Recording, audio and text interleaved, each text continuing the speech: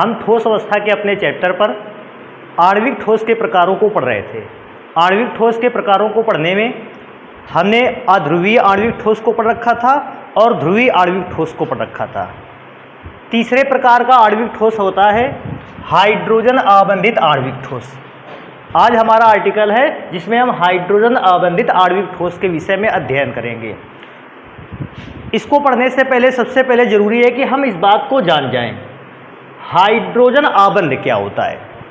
क्योंकि हाइड्रोजन आबंधित ठोस है, इसलिए हाइड्रोजन आबंधित ठोस को पढ़ने के लिए जरूरी है कि हमें इस बात का नॉलेज हो जाए हाइड्रोजन आबंध क्या होता है। तो बेटा मैं स्टार्ट करता हूं कि हाइड्रोजन आबंध क्या होता है। सबसे पहले हाइड्रोजन आबंध की बात। सबसे पहले तो हाइड्रोजन आबंध बनता किस सिचुएशन पे है। तो बेटा हाइड्रोजन आबंध के बनने की सिचुएशन बड़ी आसान है। जब आपका hydrogen atom high electronegative element जिनकी विद्युत ऋणात्मकता बहुत ज़्यादा है किसी ऐसे एलिमेंट के थ्रू जुड़ जाए, जैसे कौन कौन सा एलिमेंट, हाइड्रोजन अगर फ्लोरीन के साथ जुड़ जाए, अगर हाइड्रोजन ऑक्सीजन के साथ जुड़ जाए और यदि हाइड्रोजन नाइट्रोजन के साथ जुड़ जाए। फ्लोरीन, ऑक्सीजन और नाइट्रोजन तीनों ही प्रबल ऋण विद्युतीय परमाणु हैं जिनकी विद्युत ऋणात्मकता का मान पीरियोडिक टेबल में सबसे ज़्यादा होता है। तो अगर कभी हमारा हाइड्रोजन एटम फ्लोरीन, ऑक्सीजन और नाइट्रोजन में से किसी एटम के साथ डायरेक्ट कनेक्ट हो जाता है, सीधे जुड़ जाता है, तो ऐसी स्थिति पर हाइड्रोजन आबंध बनने की संभावनाएं उत्पन्न हो जाती हैं। तो मैं चेक करता हूं कि अगर हाइड्रोजन किसी भी एटम के साथ जुड़ता है तो कहां पर हाइड्रोजन बॉन्ड का निर्माण होता है। तो मुझे एक कंपाउंड याद है। कौन सा कंपाउंड याद है? Hydrogen fluoride, HF। Hydrogen fluoride के मॉलिक्यूल्स के बीच में हाइड्रोजन बॉन्ड का निर्माण होता है। अब हाइड्रोजन बॉन्ड का निर्माण होता है तो ये निर्माण कैसे होता है मैं चेक करता हूं। सबसे पहले तो बेटा हाइड्रोजन फ्लोराइड का संरचना सूत्र बनाया जाए। आप सभी को पता है, पिछली क्लास 11th क्लास में आप पढ़ चुके हो, हाइड्रोजन फ्लोराइड का फॉर्मूला होता है H सिंगल बॉन्ड F। अगर हाइड्रोजन फ्लोराइड के मॉलिक्यूल का formula H single bond F होता है तो मैं चेक करता हूं कि हाइड्रोजन फ्लोराइड में हाइड्रोजन बंध कहां पाया जाता है।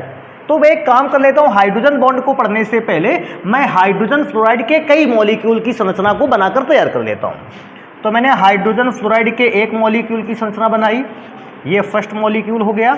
मैंने हाइड्रोजन फ्लोराइड के एक और मॉलिक्यूल की संरचना बनाई और इसके अलावा भी मैंने हाइड्रोजन फ्लोराइड के एक और मॉलिक्यूल की संरचना बना रखी है। अब हाइड्रोजन फ्लोराइड के मैंने 3 मॉलिक्यूल की संरचना बनाई। अगर मुझसे पूछता है कि हाइड्रोजन और फ्लोरीन दोनों के बीच में जो बॉन्ड बना है ये बॉन्ड कौन सा है, मैं बताऊंगा ये बॉन्ड है सिंगल बॉन्ड। और इस सिंगल बॉन्ड को सहसंयोजक आबंध भी कहते हैं। और बेटा एक चीज सबसे इंपॉर्टेंट, क्योंकि हाइड्रोजन और फ्लोरीन दोनों अलग अलग एटम है और अलग अलग एटम है, इसका मतलब है इन दोनों की विद्युत ऋणात्मकताएं भी अलग अलग होंगी। फ्लोरीन पीरियोडिक टेबल का सबसे हाई इलेक्ट्रोनिगेटिव एलिमेंट है, सबसे ज्यादा विद्युत ऋणात्मक तत्व है, अर्थात इसके इलेक्ट्रॉनों को खींचने की क्षमता सबसे ज्यादा है। तो अगर हाइड्रोजन और फ्लोरीन को कंपेयर करते हैं तो बेटा फ्लोरीन के अंदर इलेक्ट्रॉनों को आकर्षित करने की क्षमता हाइड्रोजन की अपेक्षा बहुत ज़्यादा है, इसलिए फ्लोरीन बॉन्ड को बहुत ज़्यादा अपनी ओर खींच के ले जाएगा। और जब बॉन्ड को बहुत ज़्यादा अपनी ओर खींच के ले जाएगा तो फ्लोरीन पर आंशिक रूप से ऋणावेश आएगा और हाइड्रोजन पर आंशिक रूप से धनावेश। सेम कैटेगरी फॉलो होगी हाइड्रोजन फ्लोराइड के इस मॉलिक्यूल में भी। फ्लोरीन बॉन्ड को खींच के ले जाएगा, आंशिक रूप से ऋणावेश और आंशिक रूप से धनावेश। ये आंशिक रूप से धनावेश या ऋणावेश क्या है? आंशिक रूप से धनावेश या ऋणावेश है, अर्थात इसका अर्थ ये है कि अभी ना तो इस एटम पर पूरा ऋणावेश आया है ना तो इस एटम पर पूरा धनावेश आया है, थोड़ा सा ऋण आवेश और थोड़ा सा धन आवेश। लेकिन बेटा एक इंपॉर्टेंट चीज है, आपको ये बात ध्यान रखनी है, जब कल हमने ध्रुवीय अणुओं को पढ़ा था तो ध्रुवीय अणुओं के बीच में जो बॉन्ड था वो डिस्प्लेस हो जाता था।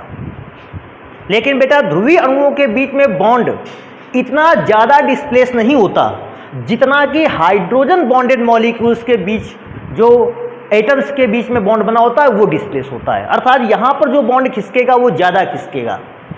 और जो ध्रुवीय अणुओं पर मैंने देखा था वहाँ पर जो बॉन्ड खिसक रहा था वो कैसा खिसक रहा था, कम, क्योंकि यहाँ बॉन्ड ज़्यादा खिसकता है ध्रुवीय की अपेक्षा। यहाँ पर माइनस चार्ज भी अपेक्षाकृत ज़्यादा होगा और प्लस चार्ज भी अपेक्षाकृत ज़्यादा होगा। अभी सोचते हैं अगर इस मॉलिक्यूल में सेम कैटेगरी फॉलो होती है, थोड़ा सा प्लस चार्ज और थोड़ा सा माइनस चार्ज, ये तो एटम्स के बीच अगर मैं बात करूंगा कौन सा बॉन्ड बना, तो एटम्स के बीच बनने वाला बॉन्ड आप कहते हो ध्रुवीय सह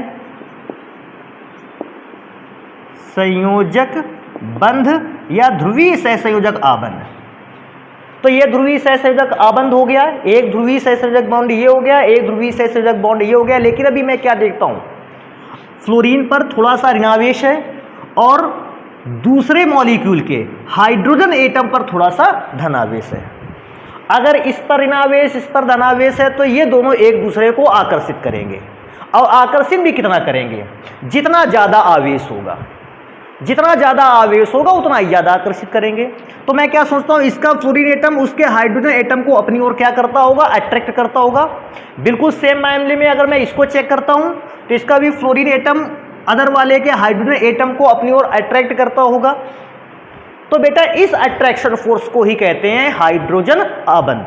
ध्यान रखिएगा, ये बॉन्ड हाइड्रोजन बॉन्ड नहीं है, हाइड्रोजन बॉन्ड दो मॉलिक्यूल्स के बीच में लग रहा है और ये वाला बॉन्ड हाइड्रोजन बॉन्ड है। तो मैं इसको लिखे देता हूं, ये बॉन्ड कौन सा है,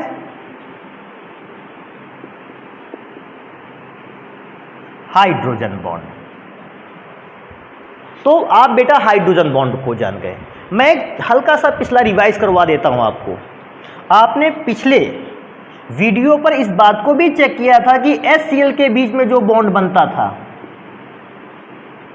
वो भी Cl की ओर डिस्प्लेस हो जाता था, जिससे Cl पर माइनस चार्ज थोड़ा सा और हाइड्रोजन पर थोड़ा सा प्लस चार्ज आ जाया करता था। लेकिन अभी सोचने वाली बात ये बेटा, उस पर भी उसके भी मॉलिक्यूल पर प्लस माइनस चार्ज आता था। लेकिन अगर मैं चेक करूं कि इसमें डिफरेंस क्या है, तो बेटा इसमें दो डिफरेंस है। इसमें हाइड्रोजन हाई इलेक्ट्रोनेगेटिव में से किसी से नहीं जुड़ा है। ऊपर वाले में हाइड्रोजन हाई इलेक्ट्रोनेगेटिव एलिमेंट के साथ कनेक्ट है, नीचे वाले में हाइड्रोजन इलेक्ट्रोनेगेटिव एलिमेंट के साथ कनेक्ट है, लेकिन हाई इलेक्ट्रोनेगेटिव एलिमेंट के साथ कनेक्ट नहीं है।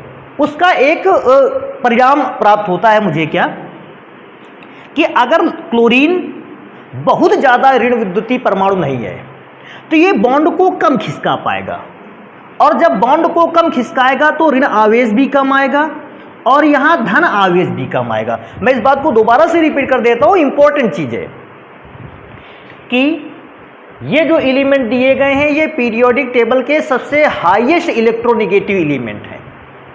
इन तीन एलिमेंट के अलावा मैं अगर किसी एलिमेंट की बात करता हूं तो वो सारे के सारे इलेक्ट्रोनेगेटिव एलिमेंट की इलेक्ट्रॉन निगेटिविटी इन तीन एलिमेंट से तो कम ही होनी है।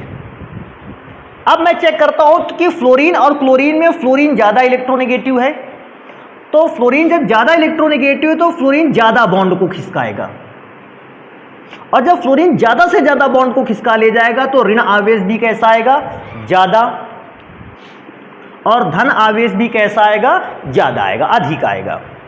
अब मैं इसको बात करता हूं कि बॉन्ड तो ये भी खिसका रहा है, लेकिन मैं जानता हूं कि क्लोरीन की इलेक्ट्रॉन निगेटिविटी फ्लोरीन से तो कम ही होती है, इसलिए क्लोरीन ने जो बॉन्ड अपनी ओर खिसकाया होगा तो क्लोरीन बॉन्ड कम खिसका पाए। मैं ये नहीं कहता कि बॉन्ड खिसका ही नहीं पाया, लेकिन क्लोरीन ने जो बॉन्ड खिसकाया होगा वो बॉन्ड कैसा खिसका होगा, कम।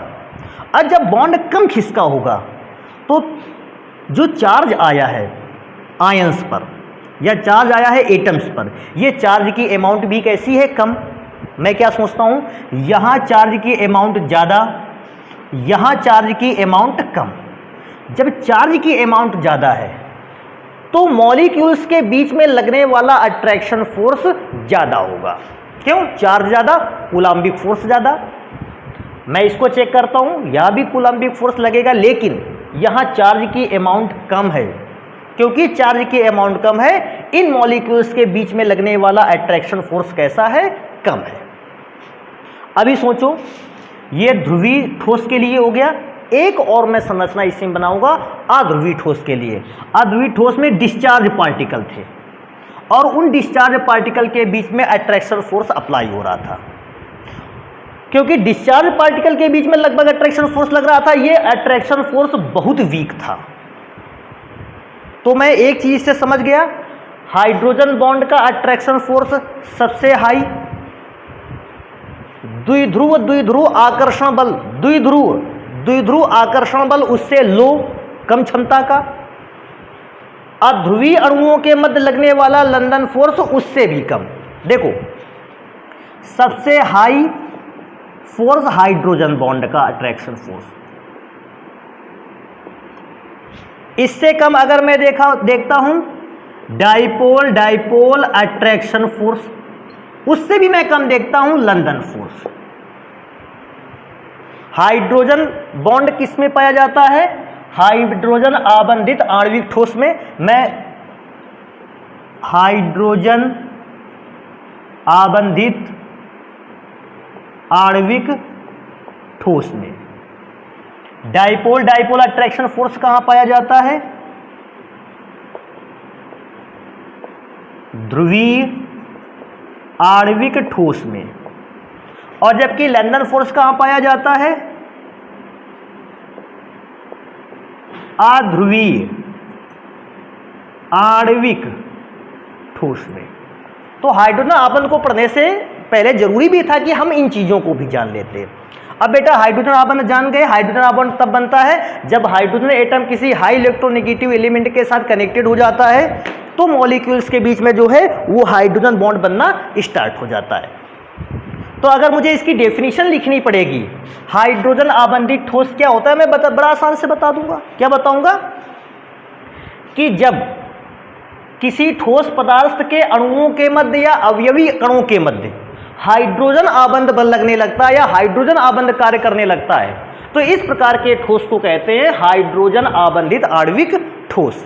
तो मैं जल्दी से इसको लिखे देता हूं। हाइड्रोजन आबंधित आणविक ठोस क्या होता है? कहता है वे ठोस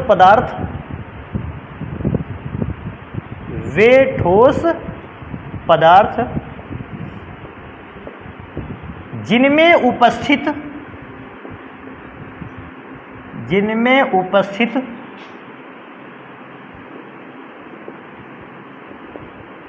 अवयवी कणों के मध्य या अणुओं के मध्य हाइड्रोजन आबंध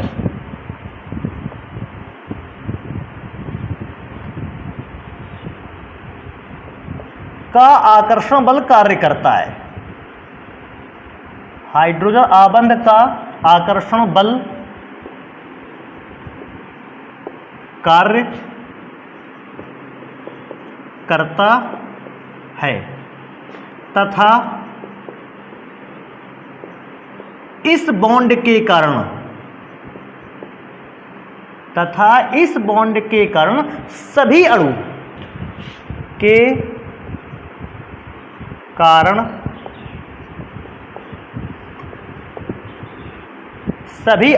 अपनी एक निश्चित व्यवस्था बना लेते हैं। कैसे निश्चित व्यवस्था बना लेते हैं? पॉजिटिव जो भाग है उस निगेटिव भाग की ओर पॉजिटिव भाग दूसरे का, फिर दूसरे के निगेटिव भाग की तरफ तीसरे का पॉजिटिव भाग, एक निश्चित व्यवस्था बना ली है।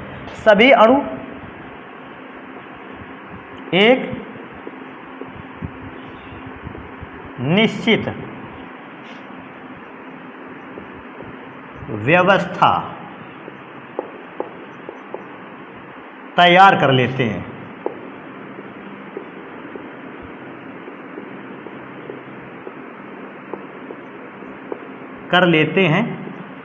हाइड्रोजन आबंधित आणविक ठोस कहलाता है।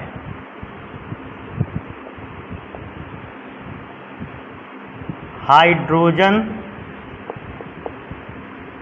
आबंधित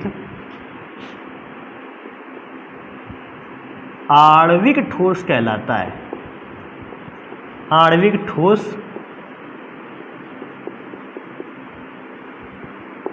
कहलाता है। बेटा अगर हाइड्रोजन आबंधित आणविक ठोस की बात भी होगी तो मैं एग्जाम्पल लिखूंगा इसके। तो बेटा हाइड्रोजन आबंधित आणविक ठोस सबसे पहले तो H2O, देखो हाइड्रोजन डायरेक्ट किससे कनेक्टेड है? O से।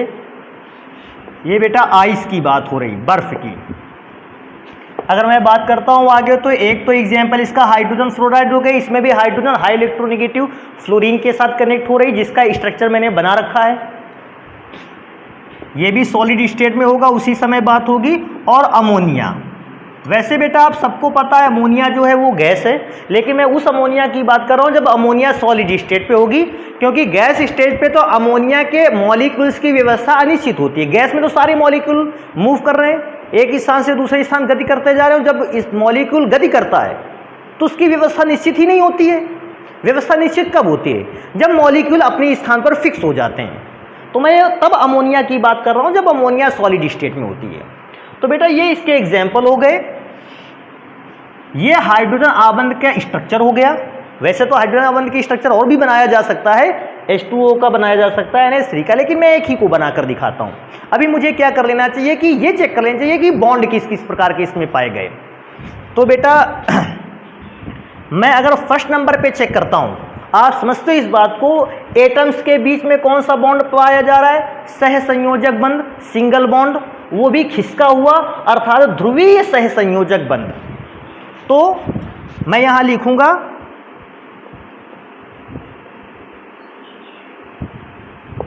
कि परमाणुओं के जो मध्य बॉन्ड पाया जा रहा है, ये बॉन्ड कौन सा है? तो मैं इसको बता दूंगा कि ध्रुवीय सहसंयोजक बंध है। ध्रुवीय सहसंयोजक, आप बंध भी लिख सकते हो या आप इसको आबंध भी लिख सकते हो, सेम चीज है। अगर मुझसे पूछेगा परमाणुओं के मध्य, तो बता दिया। अणुओं के मध्य बता दूं तो मैं लिखूंगा अणुओं के मध्य। बेटा मॉलिक्यूल्स के बीच, एक मॉलिक्यूल्स, दो मॉलिक्यूल्स, ये डॉट डॉट दो लाइन थी, इसको कौन सा बॉन्ड नाम दिया था? हाइड्रोजन। तो मैं बताऊंगा अणुओं के बीच में जो बॉन्ड बन रहा है इसको कौन सा बॉन्ड बोलते हैं? Hydrogen bond. अभी अगर बात हो इसकी कि हाइड्रोजन बॉन्ड जिन मॉलिक्यूल्स में या जिन आणविक ठोसों में हाइड्रोजन बॉन्ड पाया जाता है, उसकी कुछ विशेषताएं क्या होंगी? तो बेटा विशेषताओं को हम पढ़ते हैं यहां से, जो मैंने ये नीचे इंफॉर्मेशन आपको दी थी। आप इस इंफॉर्मेशन को देखिएगा। देखो इंफॉर्मेशन को कैसे देखिएगा, क्योंकि जो डाइपोल अट्रैक्शन फोर्स होता है और लंदन फोर्स होता है, इन दोनों फोर्स से हाइड्रोजन बॉन्ड का जो अट्रैक्शन फोर्स है वो ज्यादा है। फिर एक बार मैं दोबारा से पहले तो ये बताऊं, अध्रुवीय आणविक ठोस में कौन सा बॉन्ड बनता है? London force. अध्रुवीय आणविक ठोस में लंदन फोर्स। ध्रुवीय आणविक ठोस में DDAF, डाइपोल अट्रैक्शन फोर्स कार्य करता है।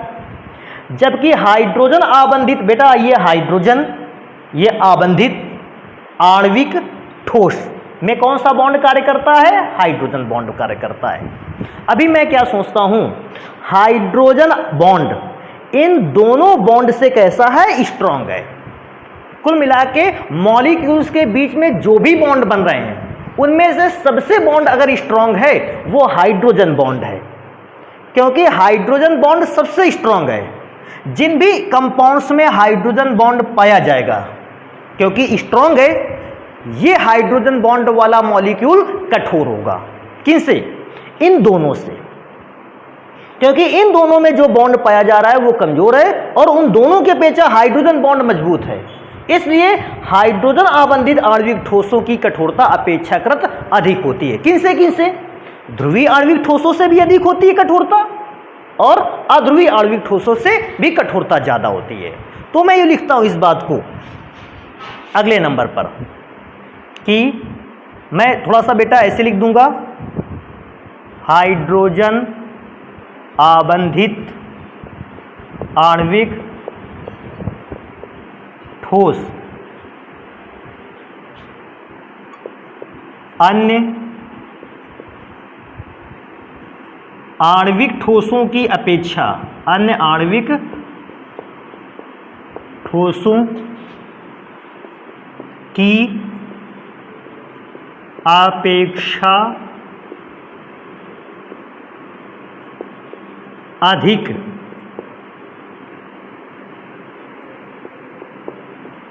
कठोर होते हैं। तो मैंने बताया कि जो हाइड्रोजन आबंधित आणविक ठोस होता है वो अन्य दोनों प्रकार के आणविक ठोसों से ज़्यादा कठोर होता है। अभी एक और चीज़ मैं देखता हूँ इस चीज़ को, क्योंकि हाइड्रोजन बॉन्ड के थ्रू दो मॉलिक्यूल्स आपस में जुड़े हुए हैं और ये दोनों मॉलिक्यूल्स के बीच में जो हाइड्रोजन बॉन्ड है वो इन दोनों फोर्स से ज़्यादा है। तो बेटा एक सबसे बड़ी बात मैं बताऊं आपको, अगर किसी भी पदार्थ का गलनांक या क्वथनांक चाहिए तो गलनांक या क्वथनांक मेन चीज डिपेंड करता है कि मॉलिक्यूल्स के बीच में बनने वाला बॉन्ड स्ट्रॉन्ग कितना है। अभी सोचो आप थोड़ी देर के लिए, आपके पास दो मॉलिक्यूल हैं, ये दोनों एक ही में जुड़े हैं, इन दोनों मॉलिक्यूल्स के बीच में अगर स्ट्रॉन्ग फोर्स लग रहा है और मुझे इसके गलनांक पे पहुंचाना है, मैं इसको गर्म करूंगा, तब तक गर्म करूंगा जब तक कि ये मॉलिक्यूल एक दूसरे से अलग नहीं हो जाते। जैसे ही ये दो मॉलिक्यूल एक दूसरे से अलग होना स्टार्ट हो जाएंगे, मैं ये बता दूंगा कि हमने इतना टेम्परेचर इसको दे दिया है कि ये पदार्थ अपने गलनांक पर पहुंच गया है। आप क्या सोचते हो कि जल के बहुत सारे मॉलिक्यूल आपस में जुड़े होते हैं, ये जल के बहुत सारे मॉलिक्यूल आपस में जुड़े हुए हैं, बहुत सारे मॉलिक्यूल जुड़े हुए हैं आपस में, किस बॉन्ड के थ्रू? हाइड्रोजन बॉन्ड के थ्रू।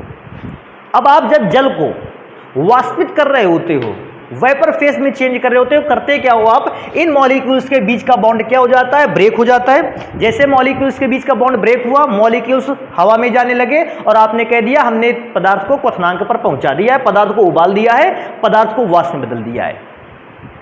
तो बेटा चाहे गलनांक हो या क्वथनांक हो, मेनली क्या वर्क होता है? गलनांक और क्वथनांक में हम मॉलिक्यूल्स के बीच का बॉन्ड ब्रेक करते हैं और मॉलिक्यूल्स के बीच के बॉन्ड को ब्रेक करते हुए एक दूसरे से अलग कर देते हैं और कह देते हैं कि नहीं ये इसका गलनांक हो गया।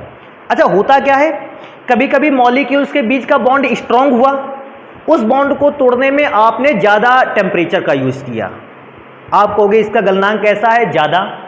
कभी कभी मॉलिक्यूल्स के बीच का बॉन्ड वीक होता है, कमज़ोर होता है, और जब वीक होता है, कमज़ोर होता है, आप कहते हो कि इसके हमने कम ही गर्म किया और कम टेम्परेचर में भी मॉलिक्यूल्स के बीच का बॉन्ड ब्रेक हुआ और ये वेपर फेस में चला गया। क्योंकि बेटा मुझे मालूम है, मुझे क्या मालूम है कि हाइड्रोजन बॉन्ड इन बॉन्ड में सबसे स्ट्रांग होता है, ये वीक होता है और ये तो वेरी वीक, ये तो सबसे वीक होता है। अभी सोचो अगर इन दोनों की अपेक्षा हाइड्रोजन बॉन्ड स्ट्रांग है तो हाइड्रोजन आबंधित ठोस के गलनांक और क्वथनांक भी कैसे होंगे? ज़्यादा, क्योंकि स्ट्रांग का मतलब है मॉलिक्यूल्स ज़्यादा स्ट्रांगनेस के साथ बने हैं, और जब ज़्यादा स्ट्रांगनेस के साथ बने तो इन मॉलिक्यूल्स को एक दूसरे से अलग करने के लिए आपको एक ज़्यादा टेम्परेचर देना पड़ेगा और उस ज़्यादा टेम्परेचर को पाकर ही ये मॉलिक्यूल एक दूसरे से अलग होंगे, या तो गलनांक पर पहुँचेंगे या क्वथनांक पर पहुँचेंगे। तो मैं क्या बताऊंगा नेक्स्ट नंबर पे, हाइड्रोजन आबंधित आणविक ठोस अन्य आणविक ठोसों की अपेक्षा अधिक गलनांक और क्वथनांक रखते हैं। बेटा इसका कोई रीजन पूछ लेगा आखिर क्यों अधिक गलनांक और क्वथनांक रखते हैं, तो आप उसको बताओगे स्ट्रॉन्ग हाइड्रोजन बॉन्ड के कारण, क्योंकि मॉलिक्यूल्स के बीच में स्ट्रॉन्ग हाइड्रोजन बॉन्ड लग रहा है। अगर आपको पदार्थ को पिघलाना है या उबालना है, क्वथनांक या गलनांक पर ले जाना है, आपको मॉलिक्यूल्स को अलग करना होगा। कैसे? बॉन्ड को ब्रेक करते हुए, क्योंकि बॉन्ड स्ट्रॉन्ग है, मॉलिक्यूल्स को अलग करने के लिए मुझे ज़्यादा टेम्परेचर देना पड़ा और ज़्यादा टेम्परेचर पर यह पदार्थ पिघला या उबला। इसलिए मैंने कहा कि स्ट्रॉन्ग हाइड्रोजन बॉन्ड के कारण हाइड्रोजन आबंधित आणविक ठोसों के गलनांक क्वथनांक दोनों कैसे होते हैं? उच्च होते हैं। अभी मैं एक और बात कर लेता हूं, हाइड्रोजन आबंधित ठोस में अगर मैं चेक करूंगा तो हाइड्रोजन आबंधित ठोस अगर प्योर स्टेट पर है, शुद्ध अवस्था पर है, बेटा ये विद्युत का कुचालक है। आप जल ले लो, शुद्ध जल विद्युत का बैड कंडक्टर होता है, लगभग कुचालक होता है, विद्युत धारा का चालन नहीं करता है। शुद्ध अमोनिया भी अगर आप चेक करोगे ये विद्युत धारा का चलन नहीं करेगी, और हाइड्रोजन फ्लोराइड भी विद्युत धारा का चलन नहीं करेगा। लेकिन अगर इन्हीं हाइड्रोजन बॉन्डेड मॉलिक्यूलर सॉलिड में मैं अशुद्धियों को मिला देता हूं, अशुद्धियों का मतलब किसी ध्रुवीय विलायक को, एसिड की छोटी सी अमाउंट को, एल्कलाइन की छोटी सी अमाउंट को मिला देता हूं, अब ये विद्युत धारा के अच्छे चालक हो जाते हैं। तो मैं क्या बताऊंगा कि मैं एल्कलाइन और एसिड वगैरह नहीं लिखूंगा, मैं बस इतना लिख दूंगा क्या कि जो हाइड्रोजन आबंधित आणविक ठोस होते हैं शुद्ध अवस्था में विद्युत के कुचालक होते हैं, परंतु अशुद्धि के मिला देने पर ही ये विद्युत के क्या हो जाते हैं, सुचालक हो जाते हैं। कैसे अशुद्धि मिलाई जाए, ध्रुवीय अशुद्धि के मिला देने पर। तो मैं इस बात को यहां पे लिखूंगा, या आप लिख लीजिए, मैं बोल देता हूं इसको क्या कि हाइड्रोजन आबंधित आणविक ठोस शुद्ध अवस्था में विद्युत के कुचालक होते हैं, परंतु जैसे ही इन्हें अशुद्धियों के साथ मिलाया जाता है और गलित या घुलित अवस्था पर लाया जाता है, ये विद्युत के कैसे हो जाते हैं, सुचालक हो जाते हैं। तो बेटा ये आपका हो जाएगा आसानी से कि हाइड्रोजन आबंधित आणविक ठोस होता क्या है। बेटा मॉलिक्यूलर सॉलिड में मैं एक बार दोबारा से रिपीट कर दूं आपको, बॉन्ड की स्ट्रॉन्गनेस, क्योंकि आणविक जो ठोस थे वो तीन ही प्रकार के थे, तो आप तीनों प्रकार के मॉलिक्यूल्स के बीच में किस प्रकार का बॉन्ड लगता है, कौन सा बॉन्ड स्ट्रॉन्ग है, कौन सा वीक है, ये जरूर अंदाजा होना चाहिए, क्योंकि इस अंदाजे से हम बहुत सारे गुणों को आसानी से पहचान लेते हैं। तो बेटा ये मेरे यहाँ हो गया हाइड्रोजन आबंधित आणविक ठोस की। आणविक ठोसों के प्रकार मैंने पढ़ लिए। मेरे पास लास्ट प्रकार का सॉलिड बचता है, क्रिस्टलाइन सॉलिड बचता है, जिसे हम धात्विक ठोस कहते हैं, क्योंकि धात्विक ठोस बहुत ही छोटा है और धातुओं को हम लोग पहले भी पढ़ चुके हैं, इसलिए मैं जल्दी से एक काम कर लेता हूँ कि इसको मिटा के धात्विक ठोस को पढ़ा देते हैं। तो बेटा जल्दी से इसको स्क्रीनशॉट ले लो या फिर इसको लिख लो। हाँ, ये मैं जरूर दोबारा से रिपीट कर देता हूँ, ये बॉन्ड की स्ट्रॉन्गनेस वाला जो एरिया है ये आप मत छोड़ें, ये सबसे इंपॉर्टेंट रोल प्ले करेगा उस समय। तो मैं इसको हटा देता हूँ, आप इसको नोट कर लीजिएगा।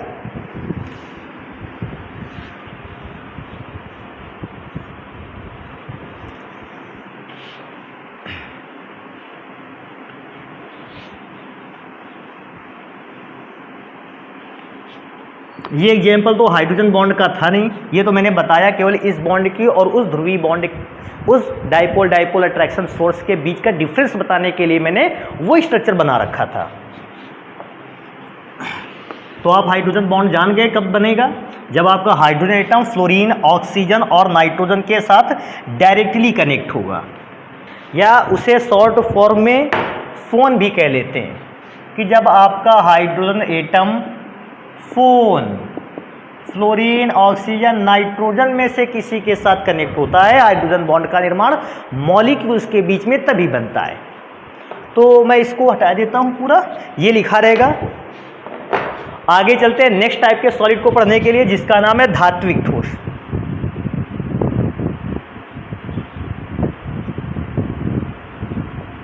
बेटा धात्विक ठोस के नाम से ही काफी चीजें रिप्रेजेंट हैं। धात्विक ठोस के नाम से ऐसा रिप्रेजेंट है कि आप खुद समझते हो किसकी बात हो रही, धातु की बात हो रही।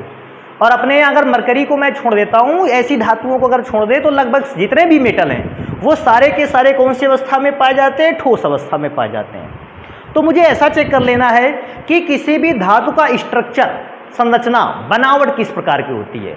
अभी आपसे पूछेगा धातु की बनावट किस प्रकार से होती है, तो आप बताओगे मेरे यहाँ धातु का एक पाइप रखा है, धातु की पाइप के आकार की संरचना होती है। लेकिन नहीं, हमें धातु के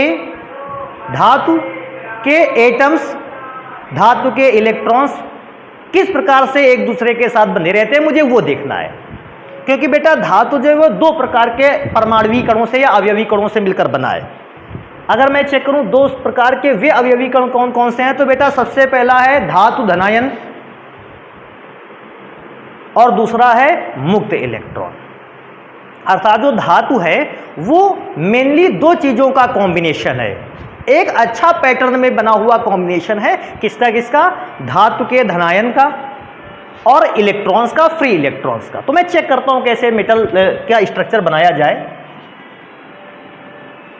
तो मैंने एक छोटा सा एरिया ले रखा है, आप भी एरिया ले सकते हैं, आप इससे बड़ा भी ले सकते हैं। मुझे क्या करना है, मुझे इसमें धातु के धनायन और इलेक्ट्रॉन्स को दिखाना है। तो मैं धातु के धनायन इलेक्ट्रॉन्स को दिखाना स्टार्ट करता हूं। मैं पहले धातु के धनायन बना लेता हूं। ये बेटा धातु के धनायन हो गए।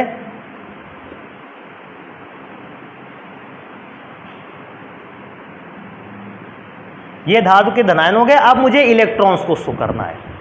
तो बेटा आप सभी लोग समझते हो। मैं थोड़ा सा अगर पिछली बातों पर चलूं, 9th की बात पर, हाई स्कूल या फर्स्ट ईयर की बात पे चलूं, तो आप सभी ने पढ़ा है किसी एक एटम के विषय में कि एटम जो है वो टोटली तो बहुत बड़ा होता है, लेकिन एटम का जो न्यूक्लियस होता है, नाभिक होता है, वहाँ दो प्रकार के पार्टिकल पाए जाते हैं, प्रोटॉन एंड न्यूट्रॉन, जिसमें न्यूट्रॉन डिस्चार्ज पार्टिकल है और प्रोटॉन पे पॉजिटिव चार्ज होता है। तो न्यूक्लियस कैसा हो गया, धनावेशित। और बेटा उस न्यूक्लियस के चारों ओर का जो स्पेस है, ये सारा का सारा स्पेस, वहाँ निगेटिव चार्ज इलेक्ट्रॉन फैले रहते हैं। इसका मतलब मैं यहाँ भी चेक करूँ तो पॉजिटिव चार्ज न्यूक्लियस है हमारे पास और उसके चारों ओर के एरिया पर क्या है, इलेक्ट्रॉन्स फैले हैं। तो मैं भी ऐसा बनाता हूँ। पॉजिटिव चार्ज एटम हो गया या आयन जिसको कहते हैं, और क्योंकि चार्ज पॉजिटिव चार्ज आयन बना हुआ है, इसका मतलब कोई भी आयन कब पॉजिटिव चार्ज रखता है, जब वो इलेक्ट्रॉन को लूज करता है। तो मुझे इलेक्ट्रॉन बना लेनी चाहिए कि वो इलेक्ट्रॉन कहाँ है, वो इलेक्ट्रॉन इस पॉजिटिव चार्ज के चारों ओर क्या होंगे, फैले होंगे। तो मैं बेटा ऐसा बना लेता हूं। ये इलेक्ट्रॉन्स को मैं बना दे रहा हूं।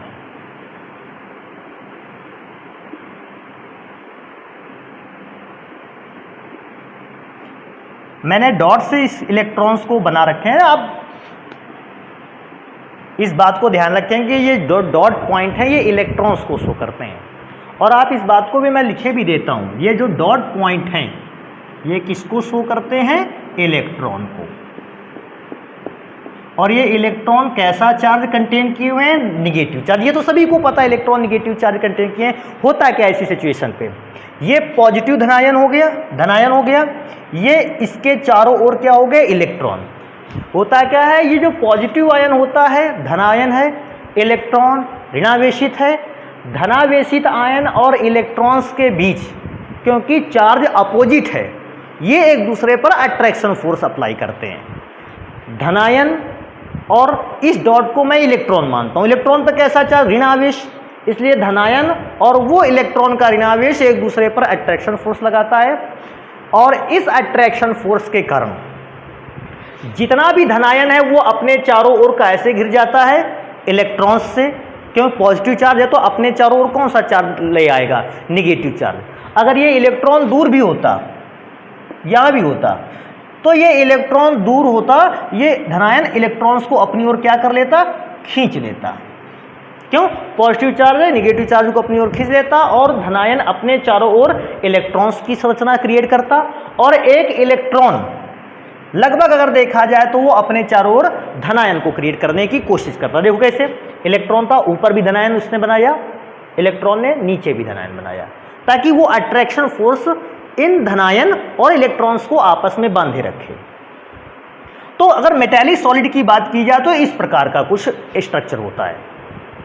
हाँ, एक और चीज़ है, मैंने इसमें इलेक्ट्रॉन अगर देखे जाए बहुत कम बनाए, लेकिन अगर आप देखोगे तो आप एक एक एटम पर आप इस बात को चेक कर सकते हो।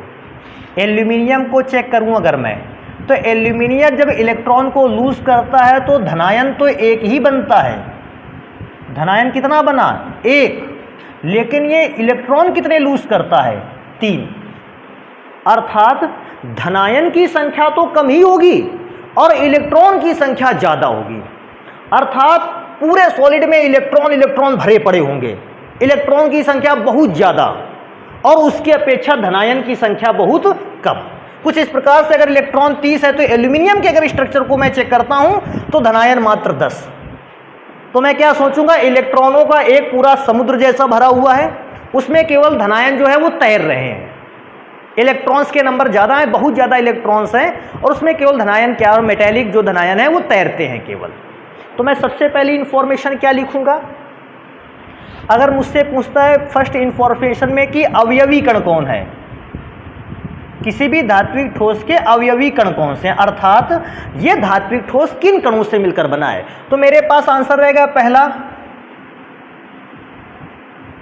धातु के धनायन,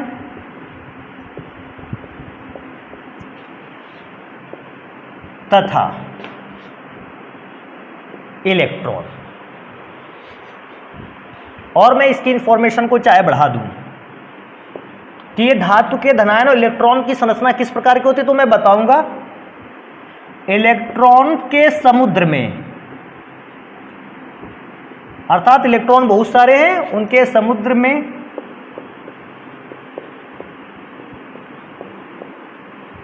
तैरते हुए धनायन।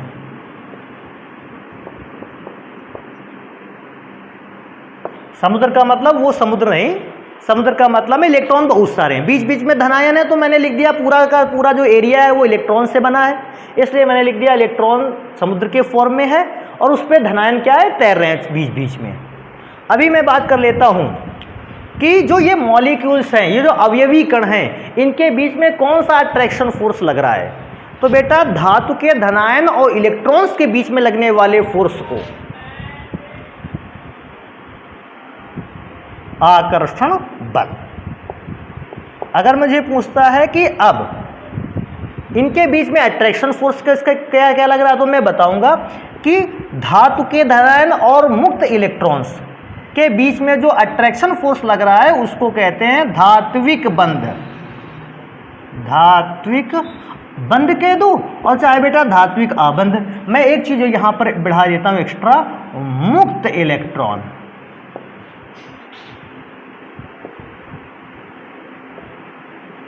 तो ये ज्यादा बेटर रहेगा। मुक्त इलेक्ट्रॉन का मतलब फ्री इलेक्ट्रॉन, जो कि मूव कर सकते हैं एक स्थान से दूसरे स्थान तक।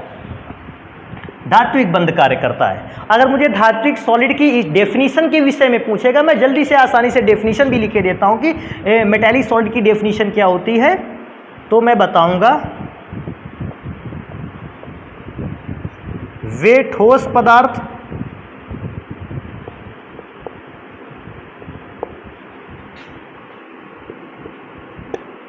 जिनमें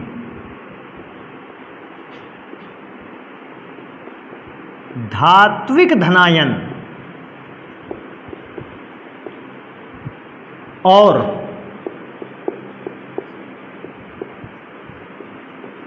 मुक्त इलेक्ट्रॉन एक दूसरे के साथ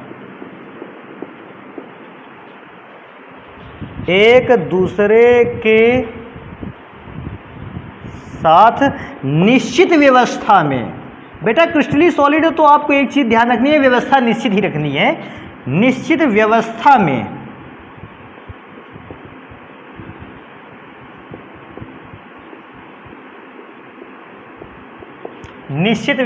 में धात्विक आबंध द्वारा जुड़े होते हैं। धात्विक आबंध द्वारा जुड़े होते हैं, धात्विक ठोस कहलाते हैं।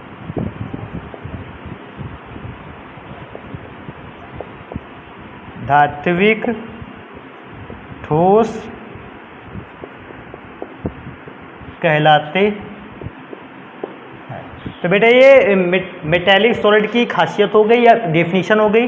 अब मैं बात कर लेता हूं कि इसके नेचर क्या क्या रहते हैं, लक्षण क्या है, विशेषताएं क्या है। तो बेटा धात्विक ठोसों की विशेषताओं को मैं बहुत ज़्यादा डीपली पढ़ाने वाला नहीं, क्यों, क्योंकि आपने धात्विक ठोसों को पहले भी पढ़ रखा है। सबसे पहली बात अगर मैं करूं धात्विक ठोस की, मैं अगर बात करता हूं तो सबसे पहला नंबर आता है क्या, धात्विक ठोस विद्युत के कुचालक होते हैं या धातुएं विद्युत की कुचालक होते हैं। आप सभी जानते हैं कि धातुएं या धात्विक ठोस विद्युत के कुचालक होते हैं या सुचालक, सॉरी, धातुएं विद्युत की सुचालक होती हैं। विद्युत की क्या होती हैं? सुचालक। बात आती है विद्युत के सुचालक क्यों होते हैं? क्योंकि इनमें क्या पाए जाते हैं? फ्री इलेक्ट्रॉन्स, मुक्त इलेक्ट्रॉन्स पाए जाते हैं। तो मुक्त इलेक्ट्रॉनों की उपस्थिति के कारण मैं ये कह सकता हूं धातुएं विद्युत की सुचालक होती हैं, और मुक्त इलेक्ट्रॉन्स के ही कारण ये ऊष्मा की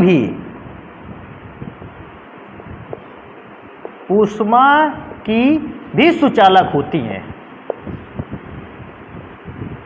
मैं अगर थर्ड नंबर की बात करूं तो आप समझते हो इस बात को, आपने पिछली क्लासेस में भी पढ़ रखा है, हर धातु में एक विशेष प्रकार की क्या होती है? चमक। तो मैं एक और नंबर लिखता हूं, धातुएं विशेष चमक रखती हैं। बेटा विशेष चमक के अलावा भी मैं धातु के किसी अन्य गुण की बात करूं, आप जानते हैं इस बात में, धातु में आघातवर्धनीयता,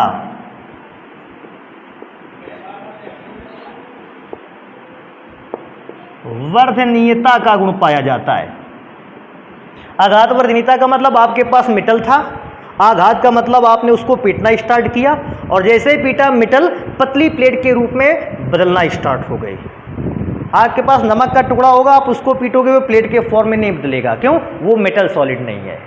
लेकिन जितने भी धातु सॉलिड के फॉर्म में होती हैं, आप इसको पीटिए, ये पतली शीट के फॉर्म में चेंज हो जाती है। हमारे पास एग्जाम्पल बेस का रखा है, ये मेटल है, आपने इसको पीटा, ये पतली शीट के फॉर्म में चेंज हो गई। और कोई भी मेटल को पीटने पर ये जितनी ज़्यादा पतली शीट के रूप में चेंज हो सकती है, मैं कहूँगा कि उसकी धातु की आघातवर्धनीयता उतनी ही अधिक है। अगर मैं चेक करूँ तो बेटा स्वर्ण धातु की और चांदी की आघातवर्धनीयता बहुत ज़्यादा होती है, तभी आप इसको बहुत ज़्यादा पीट सकते हो, पतली से पतली शीट के फॉर्म में आप इसको फैला सकते हो। बेटा एक और होता है तन्यता, कि धातुएं तन्य भी होते हैं। तन्य धातु का मतलब होता है किसी भी मेटल को आप वायर के फॉर्म में पतला कर सको, तार के रूप में आप इसको पतले से पतला कर सको। और अब तार के रूप में आप पतले से पतला कर सकते हो, तो जिस धातु को आप जितना पतले तार के फॉर्म में चेंज कर सकते हो, कह सकते हैं कि उस धातु की तन्यता उतनी ही अधिक है। ऐसा बोलते हैं, कहते हैं कि अगर आपके पास 2 ग्राम सोना है,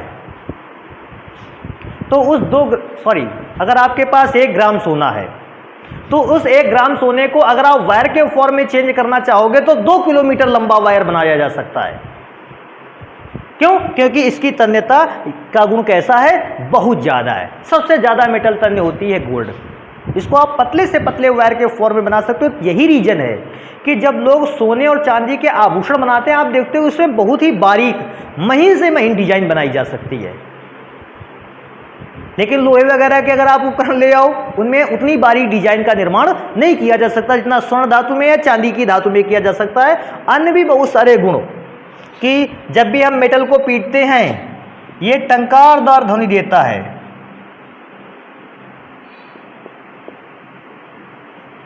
ध्वनि उत्पन्न करता है। और ना जाने बेटा कितने ऐसे गुण, आपको तो कुछ ही गुण याद रखने हैं, लेकिन आप जितने ज़्यादा से ज़्यादा मेटल से गुणों को ध्यान दे लोगे वो आपके लिए बेटर होगा। तो बेटा ये मेरा हो गया धात्विक सॉलिड। तो हमने किसी भी क्रिस्टलीय ठोस पदार्थ में जितने भी प्रकार के सॉलिड होते हैं, मैंने हर एक प्रकार के सॉलिड को पढ़ रखा है, और उनके गुणों को भी, सारे के सारे सॉलिड के स्ट्रक्चर को भी हमने ध्यान दिया। तो बेटा आज हम लोग अपने आर्टिकल पर इतनी चीज़ों को रखेंगे, आप इसको पढ़ें, तैयार करें, बॉन्ड का थोड़ा सा इंफॉर्मेशन अपने पास रखें। इसके अलावा आपको जितनी भी चीज़ें इस पढ़ाए गए चैप्टर पे नहीं आती हैं, आप मुझे बताइएगा, मैं आपको जल्दी ही उसका सॉल्यूशन दे दूंगा। तो फिर मिलते हैं हम लोग नेक्स्ट वीडियो पर। धन्यवाद।